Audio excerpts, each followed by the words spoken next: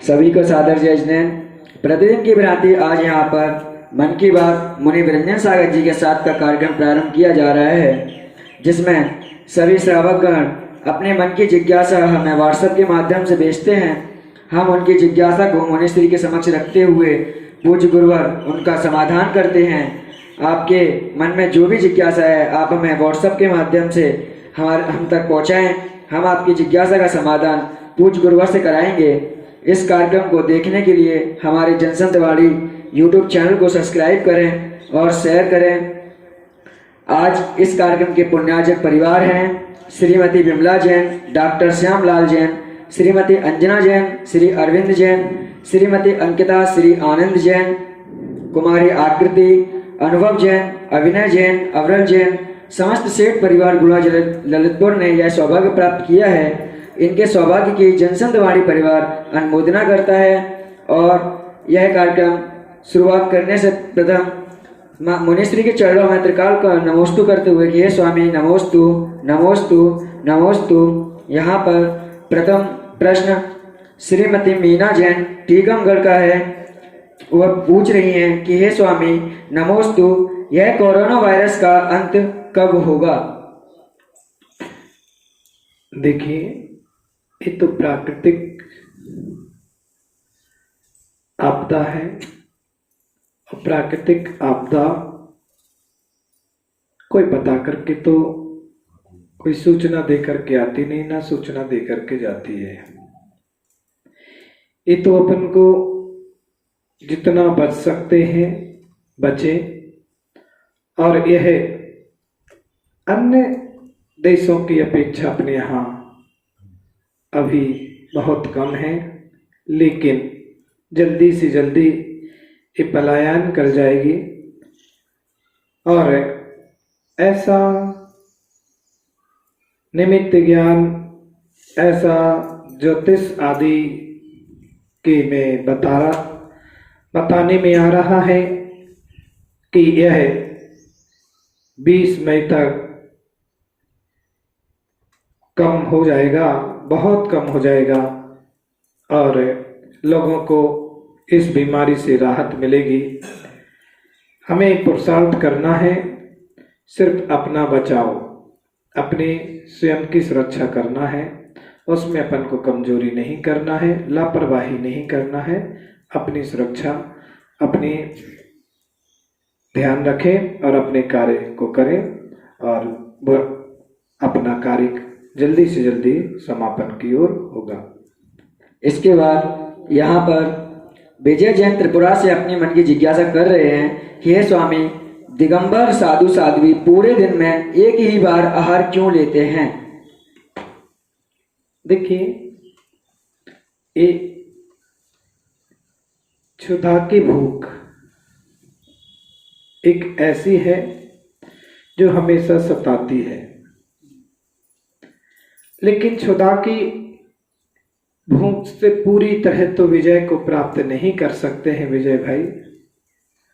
लेकिन साधक ये प्रयास करते हैं कि 24 घंटे में इतना पुरुषार्थ करते हैं कि एक बार खाने पीने की प्रक्रिया उस अपनी क्षुधा की भूख पर लगाम लगाते हैं, विजय प्राप्त करते हैं। वो भी कभी उपवास कर लेते हैं, 1 दिन 2 दिन 5 दिन भी, और ये प्रयास करते कि भगवान क्षुधा की भूख कब मेरी शांत हो। भगवानों ने क्षुधा की भूख को जीत लिया है, और उस क्षुधा की भूख को जीत लिया है।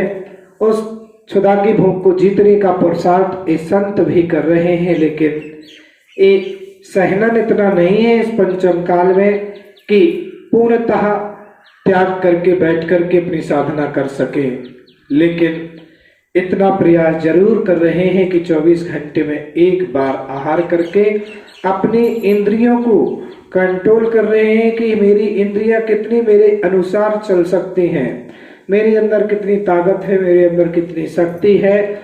इसमें जबरदस्ती से नहीं करते हैं, मन को मार करके नहीं, अपनी इच्छा से अपने मन से करते हैं। और अपने मन से अपने शरीर को कष्ट देना नहीं है, शरीर को कष्ट नहीं दिया जाता है, अपने आप को विजय प्राप्त की जाती है कि मैं इन सब बातों पर विजय प्राप्त कर सकता हूँ और मैं भूख को सहन कर सकता हूँ।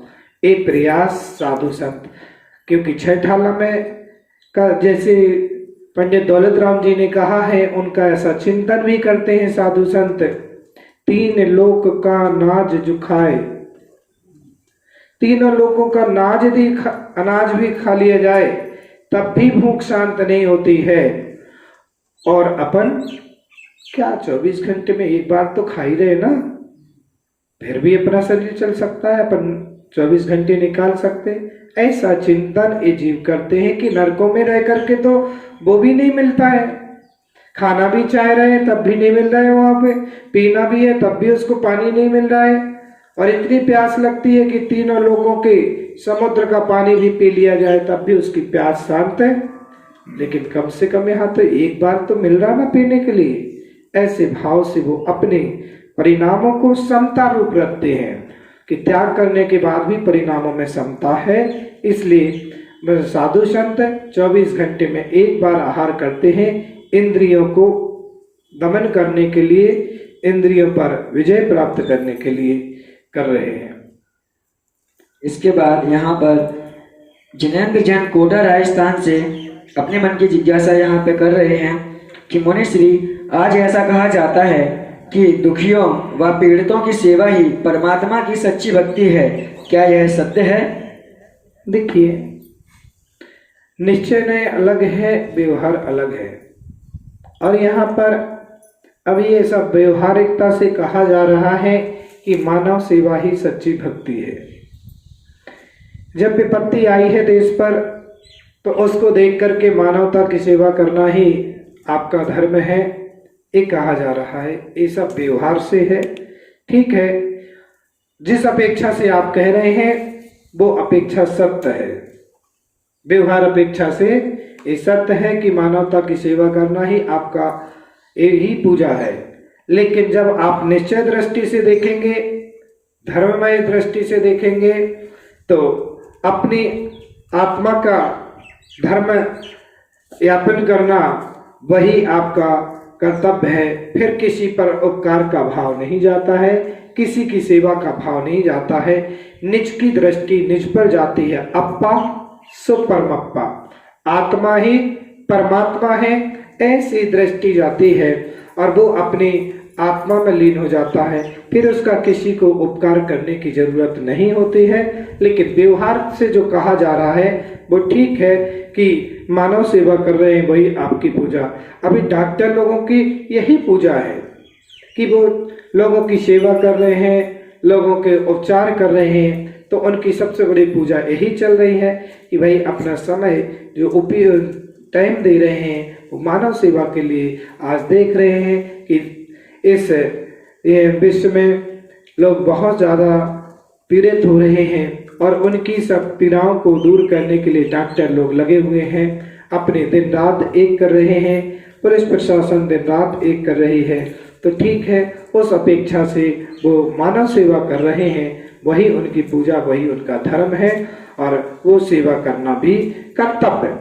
जैसे किसी व्यक्ति कोई हमसे पूछे आकर के कि मुनिराज आप धर्म की रक्षा के लिए कार्य करें कि देश की रक्षा के बारे में चिंतन करेंगे कि धर्म की रक्षा की चिंतन करेंगे, तो मैं अभी व्यवहार दृष्टि से कहूँगा कि मैं देश की रक्षा के लिए बात कहूँगा। देश सुरक्षित रहेगा तो धर्म सुरक्षित होगा। जब हमारा देश ही सुरक्षित नहीं होगा तो हम धर्म कहाँ से कर पाएंगे। आज जैसे मंदिर में पूजा करने जाना है, जब देश पर संकट आ रहा है, महामारी का संकट आ रहा है, तो हम कहाँ मंदिर पहुंच पा रहे हैं, कहाँ पूजा कर पा रहे हैं। जब देश सुरक्षित होगा तभी तो हम पूजा कर पाएंगे, जब ही हम धर्म ध्यान कर पाएंगे, जब ही अपनी जिन धर्म की प्रभावना कर पाएंगे, साधना कर पाएंगे। अब जैसे जिन धर्म की प्रभावना भी करना है तो बाहर नहीं जा सकते, बाहर अभी बिहार नहीं कर सकते हैं।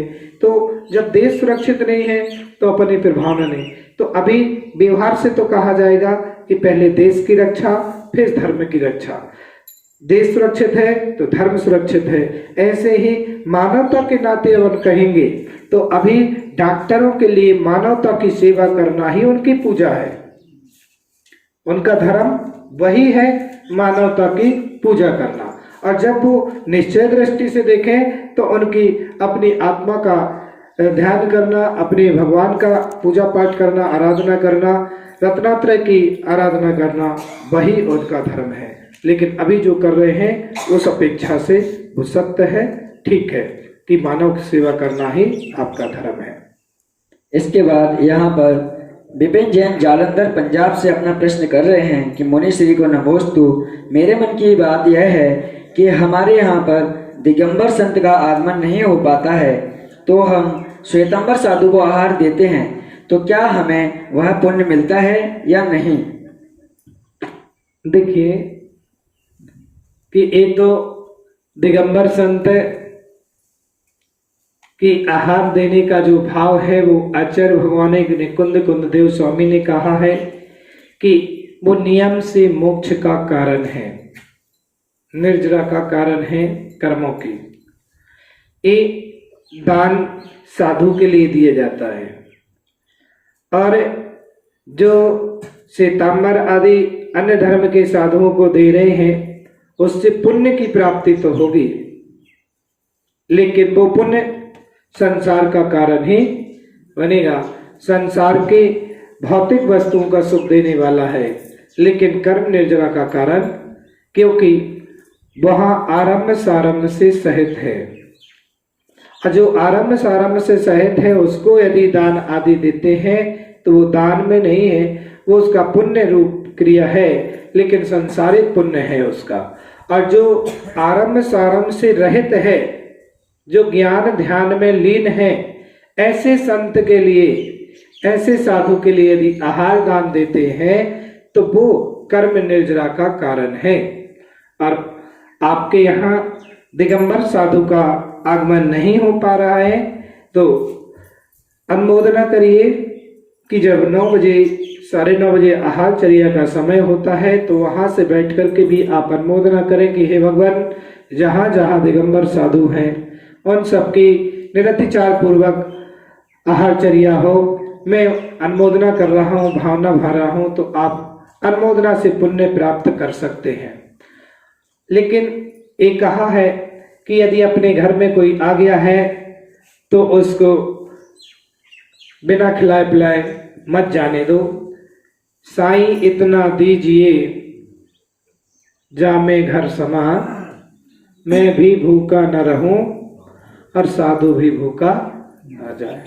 इतना दीजिए कि मैं भी भूखा न रहूं और साधु भी भूखा। यदि कोई आपके यहाँ द्वार पर आ गया है तो उसके लिए आप दें। यदि कोई भी श्वेतांबर आदि कोई भी साधु आए हैं तो उनके लिए आप दें, लेकिन वो उपकार के रूप में हो गया, और उपकार के रूप में आपने दिया है, आपको उपकार का रूप भाव मिलेगा। दान में वो नहीं लिया जाएगा। दान तो जो दिया जाता है वो पात्र, दान के पात्र होना चाहिए, उस पात्रता की भावना होना चाहिए। वो पात्र कौन है वो आप पढ़िए, शास्त्रों का आगम को पढ़िए कि आहार के पात्र कौन है, दाता कौन है, किसको आहार दान देना चाहिए। वह जो विषय आशा वसाती तो निरालंबो परिग्रह, ज्ञान ध्यान तपोरक्ता तपस्वी सा प्रशस्त दे। जो ज्ञान आरंभ सारंभ से रहित हैं, ज्ञान ध्यान में लीन है, वो दिगंबर संत हैं, उनको आहार दान देने से कर्मों की निर्जरा होती है।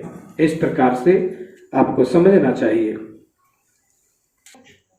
इसके बाद यहाँ पर एक प्रश्न कुमारी सौम्या जैन गोड़ा जिला ललितपुर से अपना प्रश्न कर रही हैं कि मुनि श्री को नमोस्तु।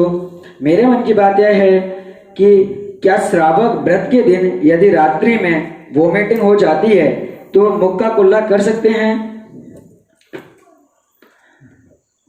देखिए, यदि कोई श्रावक व्रत धारण कर रहा है और व्रत लिया है उसने, और उस दिन रात्रि में यदि उसका स्वास्थ्य खराब होता है और कोई वॉमिटिंग आदि हो जाती है तो वो कुल्ला नहीं कर सकता है। यदि कुल्ला करता है, मुंह जूठा करता है, तो वह व्रत उसका भंग हो जाता है। व्रत उसका भंग हो गया, वह व्रत नहीं रहा, क्योंकि उसने मुख जूठा कर लिया है। तो उसके लिए चाहिए कि वो वॉमिटिंग हो जाने के बाद उस समय मौन हो जाए और उस समय से मौन रहे सुबह प्रहर तक। सुबह प्रहर में फिर वो कुल्ला करे और जब तक वो मौन धारण करे, यदि वो मुख में पानी देता है तो उसका व्रत नहीं रहा, व्रत भंग हो गया। इसलिए चाहे वो श्रावक हो चाहे साधक के लिए आहार के बाद दिन में कभी भी वॉमिटिंग हो जाती है तो वो उनको कुल्ला करने का निषेध है, क्योंकि 24 घंटे में एक बार लेना, मुंह में पानी वैसे नहीं दे सकते। तो मौन, आचार्य भगवान कहते हैं मौन ले लो, 24 घंटे मौन रहे, दूसरे दिन जब आहार में जाएंगे तभी उसका आहार का कुल्ला करने के बाद, आहार लेने के बाद फिर ही वो मौन खोलते हैं। तो यदि श्रावक, ग्रस्त श्रावक है तो उसके लिए भी मौन साधना करना चाहिए, उस समय कुल्ला नहीं करना। इसके बाद यहाँ पर मोनू जैन टिकैत नगर यूपी से अपना प्रश्न कर रहे हैं कि स्वामी, रात्रि भोजन त्याग करने वाला क्या रात्रि में आलू चाप, रबड़ी आदि खा सकता है? ये सत्य है कि यदि आपने रात्रि भोजन त्याग किया है तो रात्रि भोजन की पहले परिभाषा समझें। रात्रि भोजन त्याग करने का मतलब है चारों प्रकार के आहार का त्याग। 4 प्रकार के आहार का त्याग मतलब खाद्य, पेय, लेप और स्वाद। 4 प्रकार के जो आहार होते हैं, खाद्य मतलब खाने वाली चीज, पेय मतलब पीने वाली चीज मतलब दूध, पानी, जूस आदि, लेप मतलब रबड़ी, मलाई आदि, स्वाद का मतलब है लौंग, इलायची आदि। ये जो है ये चारों प्रकार के आहारों का त्याग करना ही रात्रि भोजन, सही मायने से तो यही है कि चारों प्रकार के आहार का त्याग करना ही रात्रि भोजन का त्याग है। अब लोगों ने उसमें थोड़ा सा सॉल्यूशन निकाल लिया अपने अनुसार। ये आगम नहीं है, ये आगम नहीं है, लेकिन लोगों ने अपने अनुसार निकाल लिया कि भाई हम अन्न का त्याग करते हैं और आलू खा लेंगे, चिप्स खा लेंगे, तो ये भी दोष है। पहला दोष तो ये हो गया कि गलत चीज तुमने खाई।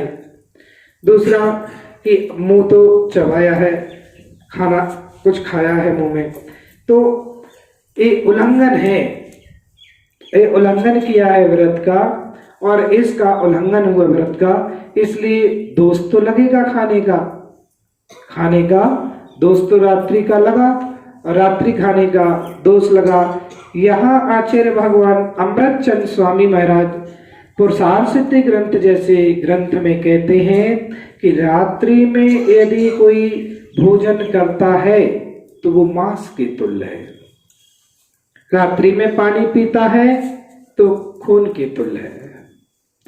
अब आचार्य भगवान तो इतनी बड़ी बात कहते हैं, इसका मतलब है कि रात्रि में कुछ भी नहीं खाना, न पीना है, कुछ नहीं करना है, सही रात्रि भोजन त्याग तो यही है।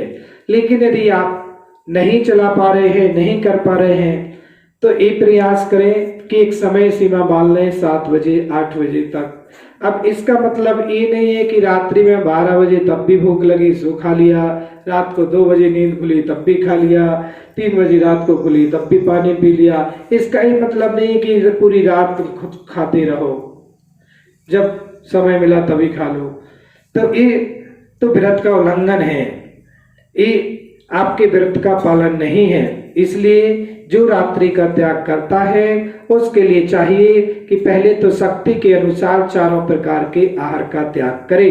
यदि वो नहीं कर पा रहा है, देखिए एक उदाहरण आता है, आचार्य भगवान मुनिराज जंगल में बैठे धर्मोपदेश दे रहे, कुछ श्रावक लोग वहां बैठ करके धर्मोपदेश सुन रहे, वहीं बैठ करके त्रियंच गति के जीव भी वो मुनिराज की वाणी को सुन रहा है। उसमें एक लौमड़ी त्रियंच गति का जीव गुरु की वाणी को सुन रहा और रात्रि भोजन के ऊपर से मुनि राज का धर्मोपदेश चल रहा था कि उसी समय वो जीव भी सुन रहा था। सारे लोगों ने जाने के बाद एक एक नियम लिया कि मैं रात्रि भोजन नहीं करूंगा। तो वो त्रियंच गति का जीव सोचता है मैं क्या करूं। उसने भी मुनिराज से नियम लिया कि मैं रात्रि में पानी नहीं पीऊंगा और उसने बहुत अच्छे से नियम का पालन किया। एक दिन वह गर्मी का समय था, जंगल में रास्ता भटक गया और वह एक बावरी में पानी पीने के लिए नीचे उतरता है कि जैसे ही बावरी में नीचे जाता है और नीचे पानी पीने के लिए उतरा, उसको अंधेरा नजर आया।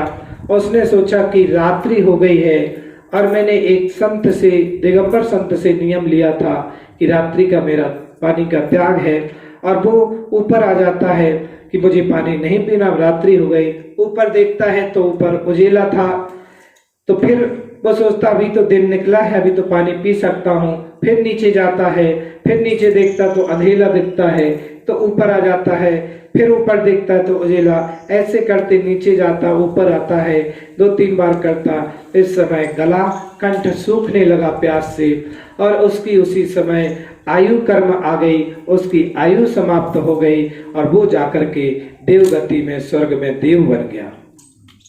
एक छोटा सा नियम त्रियंच गति के जीव ने लिया, रात्रि के पानी का त्याग, तो त्रियंच गति का जीव जाकर के स्वर्ग में देव बन सकता है। तो हे मानव, हे इंसान, आप सांसारिक प्राणी हैं, आप छोटा सा नियम यदि रात्रि भोजन का त्याग करते हैं तो आप भी देव गति को प्राप्त कर सकते हैं। देव गति को प्राप्त करके छोटे नियम लेकर के भी देव गति को प्राप्त कर सकते हैं।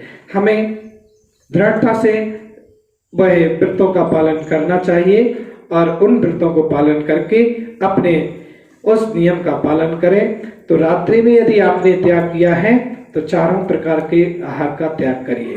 यदि कोई दवाई आदि लेना है या किसी प्रकार की आपको छूट रखना है तो आप अपने स्वास्थ्य के हिसाब से देख करके थोड़ा पानी आदि लेते हैं, वो आपकी कमजोरी है, लेकिन आगम संबद्ध नहीं है।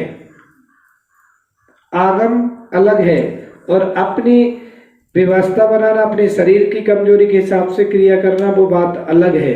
कि अब उसका उल्लंघन करना कि हम रात में दवाई ले लें कि पानी ले लें, ये आपके स्वयं की कमजोरी है। आप अपने अनुसार फिर जितनी शक्ति है, फिर कहा है आचार्यों ने, जैसी शक्ति है वैसी भक्ति करो। फिर अपनी शक्ति के अनुसार अपने नियम व्रत का पालन करें जो आपकी शक्ति। लेकिन आगम तो जो कहता है, उस आगम तो यही कहता है कि आपको पूर्ण रूप से उसका त्याग करें और उसी के अनुसार ही व्रत का पालन करें, तो वो आपका नियम पूरा होगा।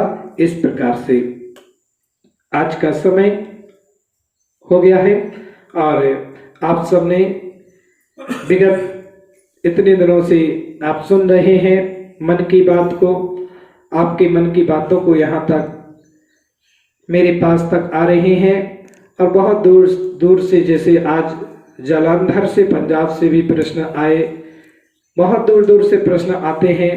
और इसका मतलब ये है कि भक्त इतनी दूर हैं, वो भी आज सोशल मीडिया के माध्यम से और जिन धर्म की प्रभावना को वो सुन रहे हैं, गुरु की वाणी को सुन रहे हैं, गुरुओं के दर्शन मीडिया के माध्यम से कर पा रहे हैं, वहाँ तक उनके पास तक वाणी पहुँच रही है। इसलिए सोशल मीडिया जो है ये लाभदायक यही है कि मैं कोई बात कहता हूँ तो यहाँ सिर्फ 4 लोग ही सुनते हैं, लेकिन मीडिया के माध्यम से पूरा विश्व इस बात को सुन रहा है, इस बात को देख रहा है। जो सुनना चाहता है, देखना चाहता, वो ही देख सकता है।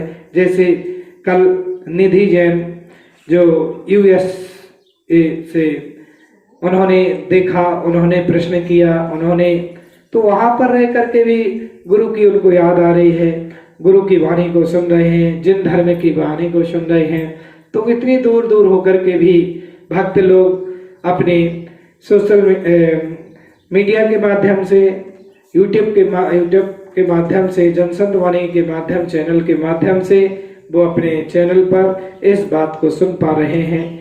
आप लोग यहाँ तक नहीं पहुँच पा रहे हैं मेरे पास तक डायरेक्ट आकर के अपने बात को नहीं कह पा रहे हैं, आपको घर बैठ करके ही आपकी बात सुनी जा रही है। देश का प्रधानमंत्री नरेंद्र मोदी जी जो भी इसके मन की बात को कह करके आप सबसे शेयर करता है और सोशल मीडिया के माध्यम से आप जन जन की बात को सुनता है और अपनी बात भी जन जन तक पहुंचाता है। तो देश में उसकी पूरी बात को पूरा देश मान रहा है। आज अपने गुरु भी सोशल मीडिया के माध्यम से इन छोटे छोटे भक्तों ने, जैसे अंशुल जैन, विभू जैन, ऐसे जो बच्चे आज युवा पीढ़ी के ये बच्चे हैं, ठीक है इनको धर्म से शास्त्र से ज्यादा लगाव नहीं है, स्वाध्याय नहीं कर पाते हैं, लेकिन सोशल मीडिया के माध्यम से इनको मोबाइल में दिन भर लगे रहते हैं, टचिंग करते रहते हैं। तो कम से कम इतना है कि कुछ उपयोग अच्छा तो कर रहे हैं, गुरु की वाणी को जन जन तक पहुंचा रहे हैं और इतनी तैयारी करते हैं और सोशल मीडिया पे यूट्यूब पे डालते हैं, वहां से क्वेश्चन निकालते, लोगों के भक्तों के क्वेश्चन आते हैं, उनको लिखते हैं और यहाँ तक मेरे पास तक लेकर के आते, यहाँ समाधान करते हैं। तो धन्य है। कम से कम मोबाइल का उपयोग भी करो तो सम्यक रूप से करें। मोबाइल बुरा नहीं है, नेट बुरा नहीं है, नेट चाहे तो सही उपयोग भी करें तो सही है और नेट का वो गलत उपयोग करो तो वो गलत है। आप उसको गलत तरीके से यूज करोगे तो वो गलत है और सही रूप से सम्यक रूप से करेंगे कि आप शास्त्र नहीं पढ़ पा रहे हैं, गुरु की जिनवाणी की वाणी सुन ली, प्रश्नों के समाधान, तो आपका समाधान हो गया। ऐसे माध्यम से आप सदुपयोग करें और ये सिर्फ इन दो बच्चों के लिए नहीं, मैं तो कहता हूं देश का प्रत्येक युवा शक्ति और सारे देश के जो भी मोबाइल यूज करते हैं उन सबको चाहिए कि अपने अपने मोबाइल को सम्यक रूप से उपयोग करके, मोबाइलों में भी बहुत इतनी सी मैंने चिप देखी, भाई ने बताई, एक चिप में उसमें 3000 शास्त्र, इतनी सी छोटी सी मेमोरी में, चिप में 3000 जैन दर्शन के शास्त्र रखे हुए। आप इतने 3000 शास्त्र रखने के लिए आपको पूरा कमरा चाहिए, अलमारियां चाहिए, लेकिन अब वो जमाना चला गया। तो एक छोटी सी चिप में भी आप चाहें तो मोबाइल में उसको खोल करके आप शास्त्रों को पढ़ सकते हैं, लेकिन खोलें देखें तो आप शास्त्र में मोबाइल में से भी पढ़ सकते हैं, लेकिन किसी माध्यम से पढ़े तो कुछ करो, स्वाध्याय करो, कैसे भी करो। डायरेक्ट जिनवाणी से पढ़ो, नहीं पढ़ पा रहे हैं तो गुरुमुख से पढ़ो, गुरुमुख से नहीं सुन पा रहे हैं तो मोबाइल के माध्यम से आप करें, लेकिन करिए। और आप सब भक्तों के लिए यही मंगल आशीर्वाद है कि इसी माध्यम से आप सब अपने अपने मोबाइल में खोलिए जन संत वाणी और देखिए गुरुओं की वाणी और जिन आगम की, जिन शासन की, जिन धर्म की प्रभावना के लिए आप सहयोगी हो और जिन तत्व की बात को जाने समझें। ओम शांति, सर्वे शांति।